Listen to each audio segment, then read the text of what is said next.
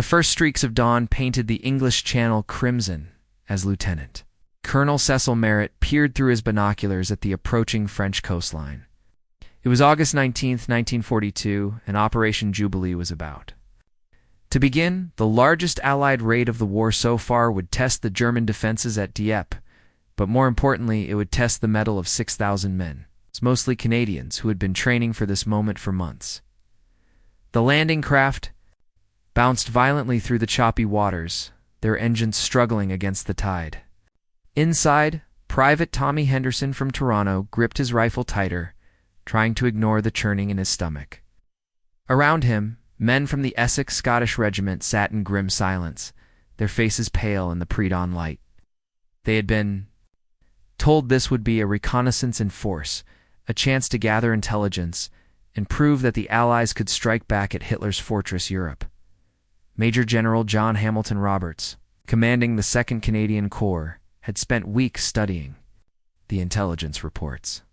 The planners in London had assured him that the German defenses were manageable, that surprise would be their greatest weapon.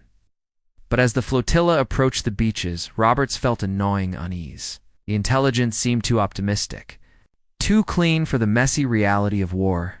The German coastal batteries had been silent throughout the night, their crews maintaining radio discipline that would have impressed their British counterparts. Oberst Hermann Bartelt, commanding the 302nd Infantry Division, had received reports of increased Allied naval activity. His instincts, honed by 2 years of coastal defense, told him something significant was approaching. According to historical accounts from the Canadian War Museum archives, the element of surprise was lost when the convoy encountered German patrol boats at approximately 3:45 in the morning. As the landing craft neared the shore, the illusion of surprise shattered like glass. German searchlights suddenly blazed to life, turning night into harsh artificial day. The batteries that had remained silent erupted in a coordinated barrage that turned the calm waters into a hellscape of exploding shells and machine gunfire. The Canadians, who had expected to catch the enemy sleeping, found themselves sailing into a fully alerted hornet's nest. The first casualties came before the boats even reached the beach. A direct hit on one of the Royal Hamilton Light Infantry's landing craft sent 20 men to the bottom of the channel in seconds. The survivors, covered in oil and seawater, struggled to stay afloat as machine gun bullets stitched patterns in the water around them. On the command ship, Roberts watched in growing horror as his carefully planned operation began to unravel. The naval bombardment, which was supposed to suppress the German defenses, had lasted only minutes and proved woefully inadequate.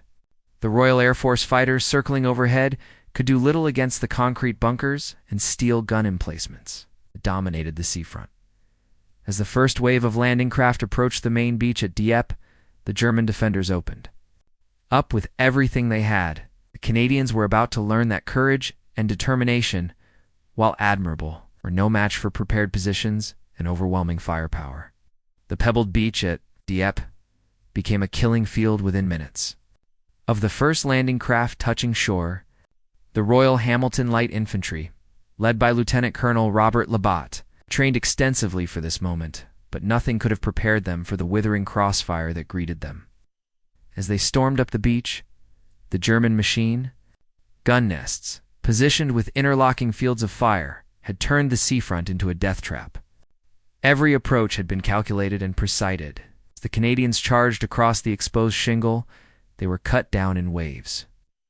The distinctive rattle of the German Maschinengewehr 42 echoed across the beach, punctuated by the deeper boom of mortar and the crack of rifles. Sergeant Major Stewart, company of the Royal Hamilton Light Infantry, rallied his men behind a seawall that offered meager protection. "Keep your heads down, boys," he shouted over the din of battle. "We need to find a way off this beach." But the seawall, rather than providing shelter, had become a trap. The Germans had positioned their weapons to enfilade anyone seeking cover. Behind it, the Essex Scottish Regiment, landing on the eastern flank, fared no better. Their commanding officer, Lieutenant Colonel Fred Jasperson, was wounded within minutes of reaching the beach.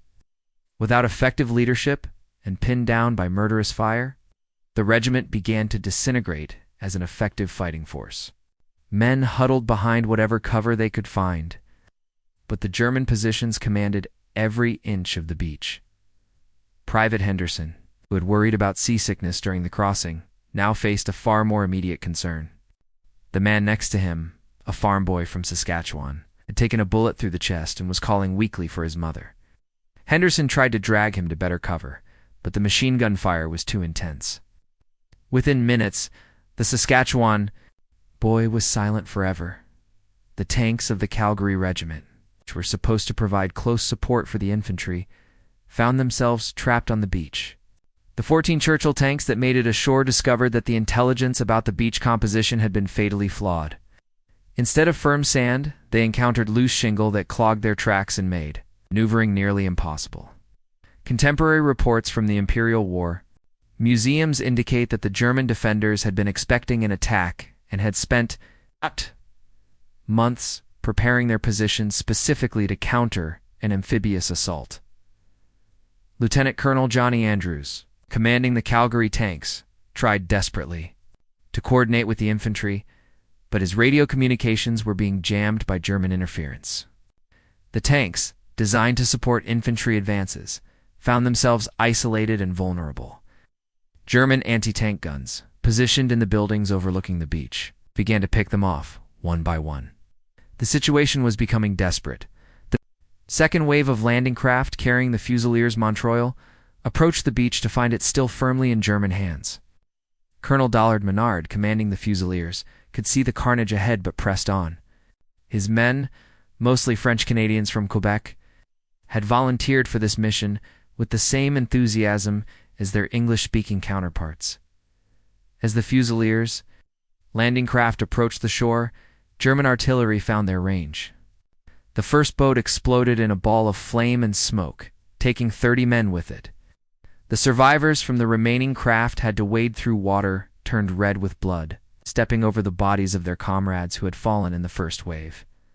The German defenders, many of whom were veterans of the campaigns in Poland and France, maintained their discipline and continued their methodical destruction of the attacking force. They had learned to respect their Canadian opponent's courage.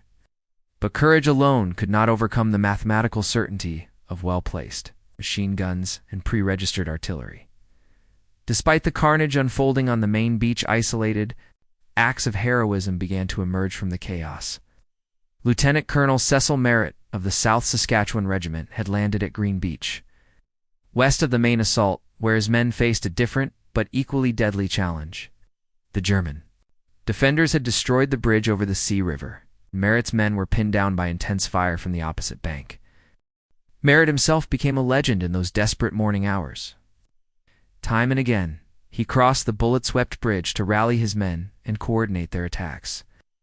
"Come on over, there's nothing to it," he would shout to his hesitant soldiers, his calm voice cutting through the noise of battle. His example inspired men who had been paralyzed by fear to follow him into the maelstrom.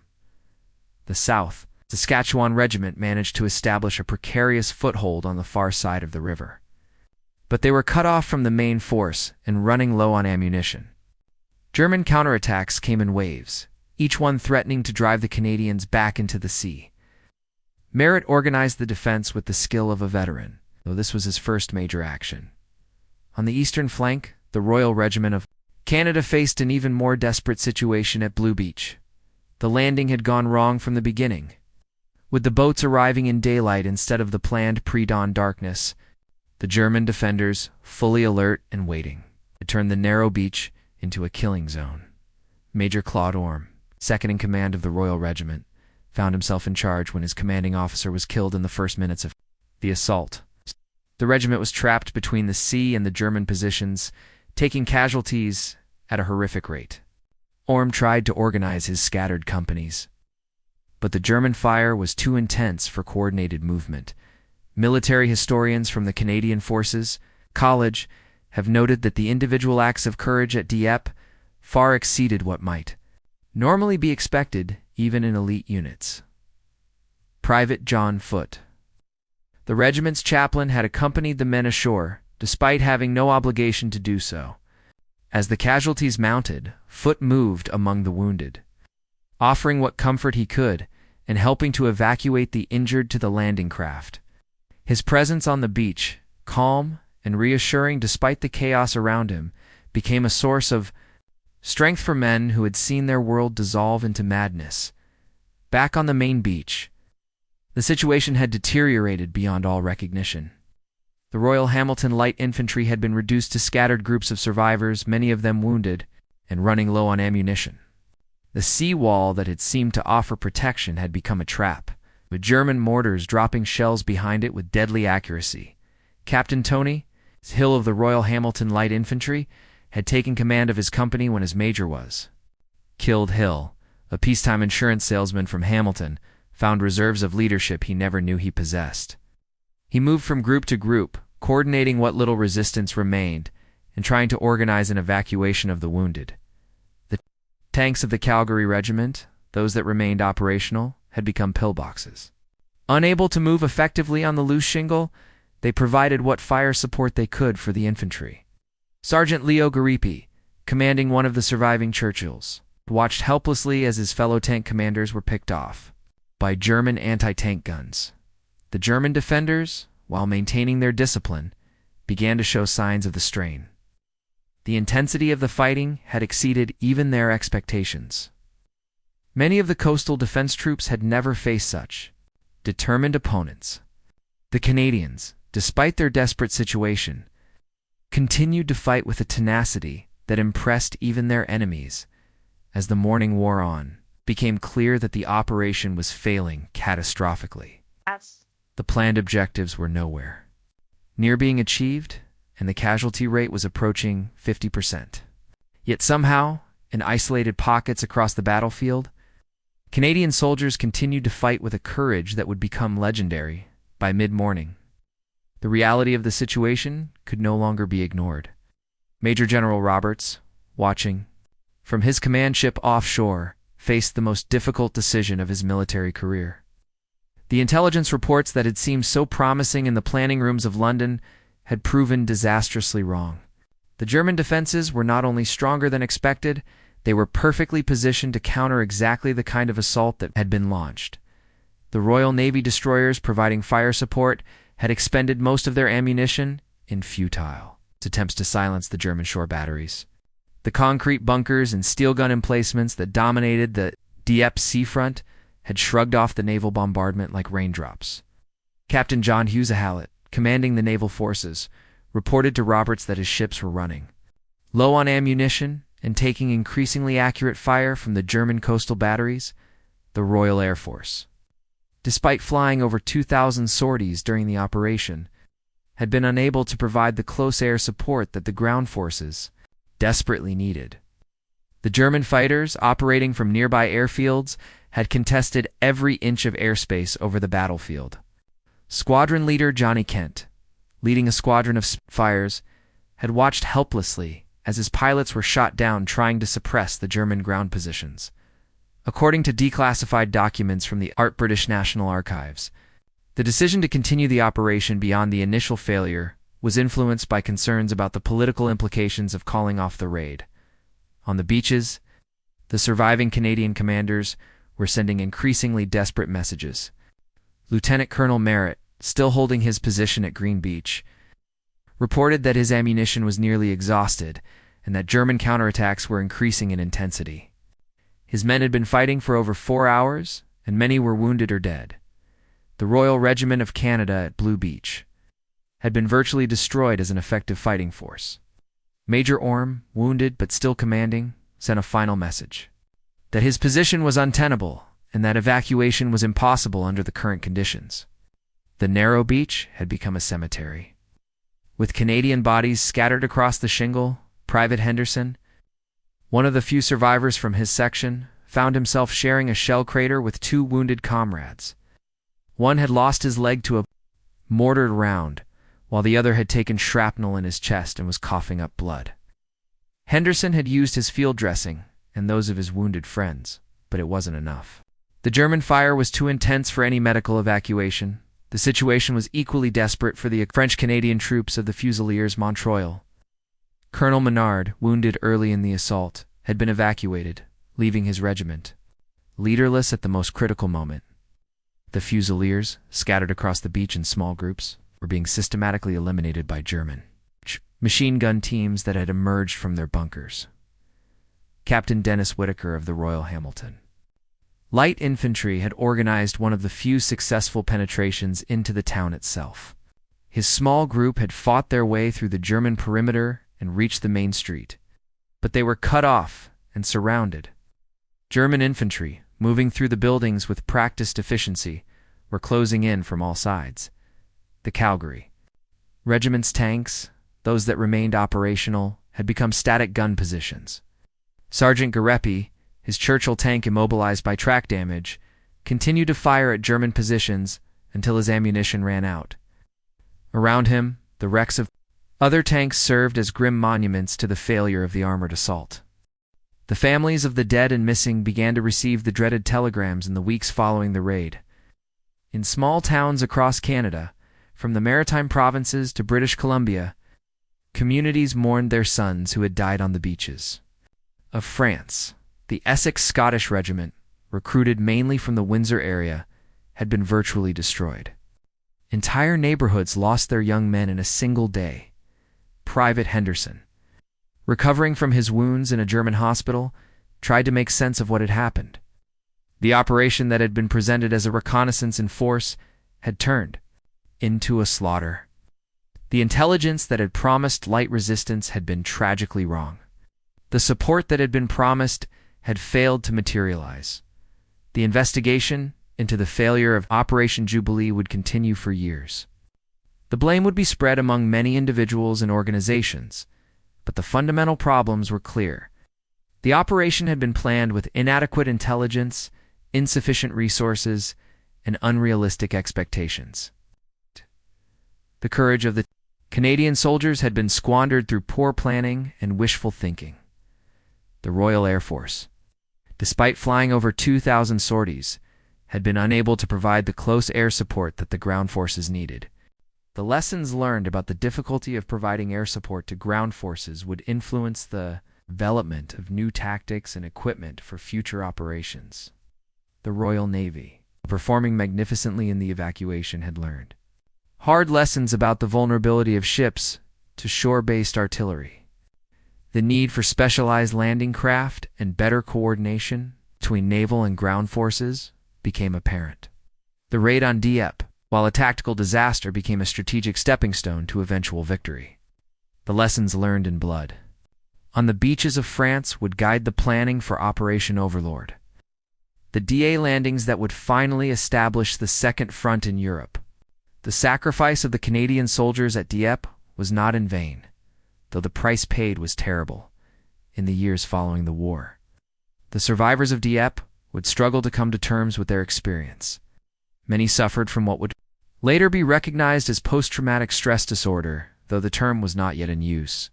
The memories of that August morning would haunt them for the rest of their lives. Private Henderson, repatriated at the end of the war, returned to a Toronto that barely recognized the young man who had left in 1942. The psychological wounds of Dieppe proved harder to heal than the physical ones. Like many veterans, he found it difficult to talk about his experiences, and the full story of what happened at Dieppe would remain largely untold. For decades, the German defenders, many of whom had respected their Canadian opponents, would carry their own memories of the battle. The ferocity of the Canadian attack had impressed even veteran soldiers, and the courage shown by men like Lieutenant Colonel Merritt became part of the mythology of the war. The strategic lessons of Dieppe were incorporated into the planning for D-Day. The need for overwhelming air and naval bombardment, the importance of securing flanks, and the difficulty of capturing defended ports all became part of Allied doctrine. The specialized equipment developed for DAT, including the artificial harbors and amphibious tanks, reflected the lessons learned at Dieppe.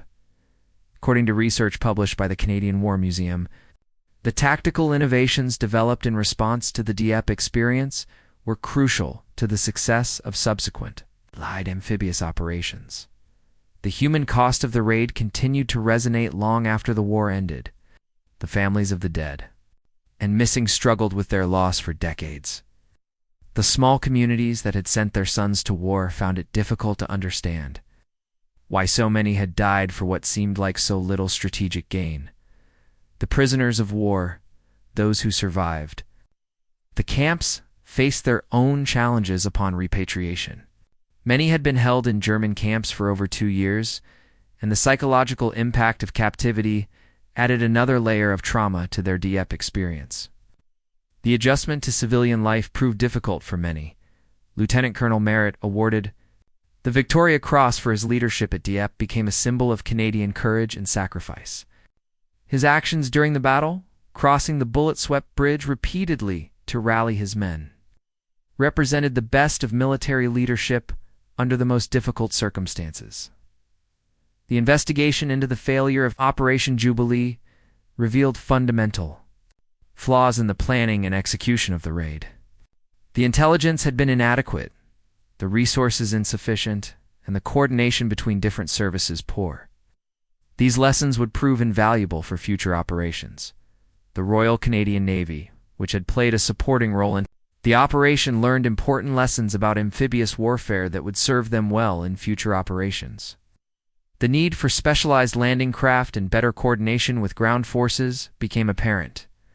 The memory of Dieppe became part of the Canadian military tradition, a reminder of the cost of poor planning and the value of courage under fire.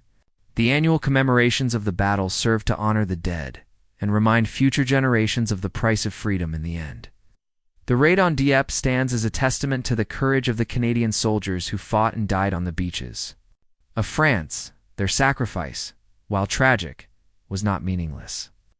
The lessons learned in blood at Dieppe would help ensure that future operations would be better planned and more successful. The hard lesson of war had been learned, and the price paid by the Canadian and Allied troops would contribute to eventual victory in Europe. The beaches of Dieppe, it's quiet now, except for the sound of waves on shingle, remain a memorial to the men who fought there.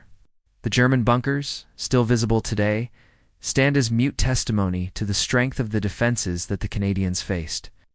The courage shown on that August morning in 1942 has become part of the heritage of Canada and the Allied nations that fought for freedom in the Second World War.